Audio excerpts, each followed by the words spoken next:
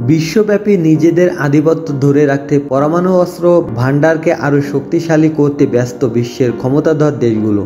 এর মধ্যে চলছে এসবের পরীক্ষা, হুমকি ও ধামকি। তবে এ বিষয়ে সম্প্রতি আর্মস কন্ট্রোল অ্যাসোসিয়েশন জানিয়েছেন, পৃথিবীতে বর্তমানে মোট 15,000 পরমাণু অস্ত্র রয়েছে, যার বেশিরভাগই রাশিয়া এবং যুক্তরাষ্ট্রের দখলে, যার মধ্যে 10,000 কম রয়েছে মিলিটারি সার্ভিসের হাতে।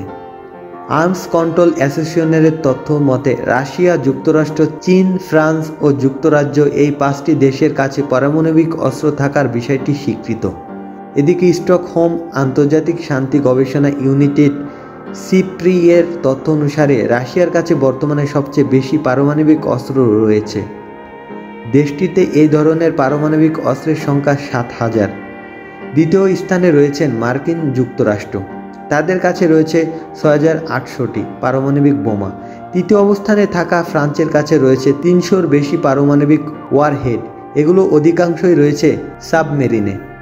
চতুর্থ স্থানে রয়েছেন চীন, তাদের কাছে রয়েছে 270টি পারমাণবিক বোমা। অন্যদিকে যুক্তরাজ্যের কাছে রয়েছে 215টি পারমাণবিক বোমা। এই 5 দেশের বাইরে পাকিস্তানের কাছে রয়েছে 130টি থেকে 140টি পারমাণবিক বোমা, যা কিনা দক্ষিণ এশিয়ার মধ্যে সবচেয়ে বেশি। ভারতের কাছে রয়েছে 120 থেকে 130টি। ধারণা করা হয় ইসরায়েলের কাছে 80টির মতো পারমাণবিক ওয়ারহেড আছে, আর উত্তর কোরিয়ার কাছে রয়েছে 10 থেকে 20টির মতো পারমাণবিক বোমা।